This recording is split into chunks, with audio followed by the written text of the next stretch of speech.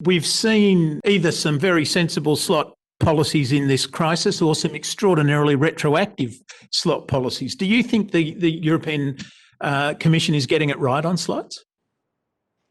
Well, I think if you look at the global landscape, the majority is going a different way than the European Commission, be it in the US, be it in China, be it in Latin America, Russia, or even the UK. They have already decided to extend their slot waiver. And it's only the European Commission, for some reason, which has not even followed the compromise the industry has suggested jointly with the airport. So that is surprising. There's discussion going on while we speak. But I'm positive, because what happens if you don't have a slot waiver? Any airline like us who depends on the hub system will do whatever it takes to safeguard their slots. If we have to fly empty, we'll probably offer €9 tickets ourselves to keep those flights in the system, because giving up slots, giving up essential slots at a hub, is a damage to generations of Lufthansa staff or Air France staff or British Airways staff or KLM staff to come. So I think no responsible hub airline management will do so. On the one hand, the European Commission wants to reduce the CO2 footprint.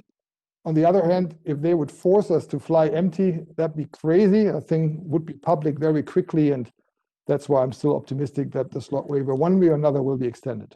But there's a contradiction there, isn't there? You said earlier on that part of what you're doing is reducing your size. You've sadly lost 20% of your staff. You've reduced. So why do you still need the slots as if it's partying like it's 2019? Well, it's the other way around. If we decide, or airlines decide, to shrink and to give up slots, then of course other airlines are happy to take those. And that's why there was a compromise in the system that some slot series you would basically block by handing them in. Others would need to be served 50%, for example. So I think there is some mechanism built in there, which is fine.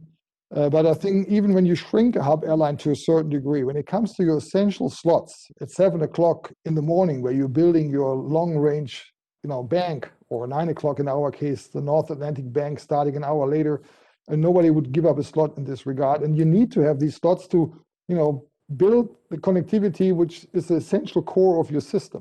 So that's true. That's true then, obviously, at Frankfurt and at London and Charles de Gaulle and what have you. But what about across the entire system? Is there scope, do you think, for reform and change?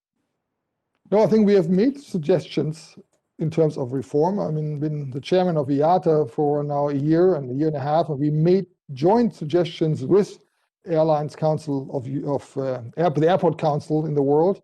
So it's absolutely fine to look into this.